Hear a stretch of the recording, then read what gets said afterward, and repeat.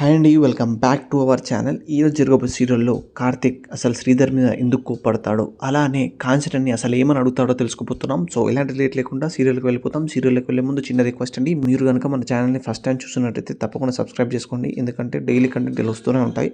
So direct serial వెళ్ళిపోతాం.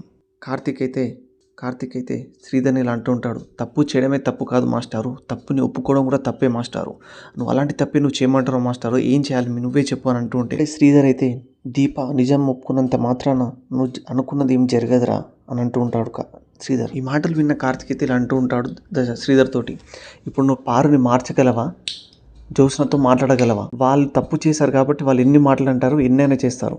అలాంటిది ఇప్పుడు నా భార్య అయిన దీప అయితే ఎలాంటి తప్పు చేయలేదు కదా, తను మాత్రం ఎందుకు అబద్ధాన్ని ఒప్పుకోవాలి అని అంటూ ఉంటే శ్రీధర్ అయితే ఇలా అంటూ ఉంటాడు, నువ్వు అనుకున్నదే నిజం కాదురా. అప్పుడు శ్రీధర్ ఇలా అంటూ ఉంటాడు, నీ భార్య తప్పు చేసిందని ఈ తప్పులన్నీ ఒప్పుకోవడానికి నా భార్య దీప ఎలాంటి తప్పులు చేయలేదే అని అంటూ ఉంటే శ్రీధర్ ఒక్కసారిగా తప్పు చేయలేదని నువ్వే అనుకుంటే ఎలా రా, ఇంట్లో వాళ్ళు అందరూ అలానే అనుకోవాలి కదా అని అంటుంటాడు శ్రీధర్.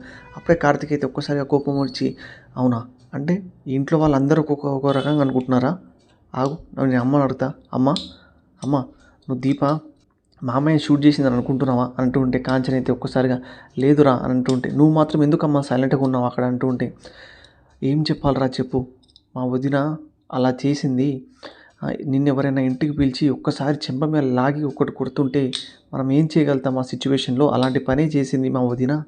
ఇటు చూడురా, ఇది పాయసం మా అన్నకి ఎంతో ఇష్టమని నేను చేసుకువెళ్ళాను, వెళ్ళి ఇస్తే మా అన్నయ్య ఏమన్నాడంటే, మా వదిన దీపాన్ని క్షమించిన తర్వాతే నేను తింటాను, అప్పుడు దాకా నీ దగ్గరనే ఉంచు అని అన్నాడు. కానీ అలాంటివి ఇప్పుడు చూడు మొత్తానికి నా దగ్గరనే ఉంది, నా దగ్గర ఉన్నా కూడా మా అన్నయ్యకి తినిపించలేని పరిస్థితిలో ఉన్నాను, ఏం చేయాలి చెప్పురా కార్తిక్ అని అంటూ ఉంటుంది కాంచన. అప్పుడే పక్కన ఉన్న శ్రీధర్ అయితే దీపగా నిజంగానే ఒప్పుకొని ఉంటే నువ్వు మీ అన్నయ్యకి ఆ పాయసం తినిపించేదానివి తెలుసా నీకు అని అంటూ ఉంటాడు శ్రీధర్. అప్పుడు ఒక్కసారిగా కాంచన కోపం వచ్చేసి, ఫస్ట్ నేను చెప్పేది వినండి అని అంటూ ఉంటుంది.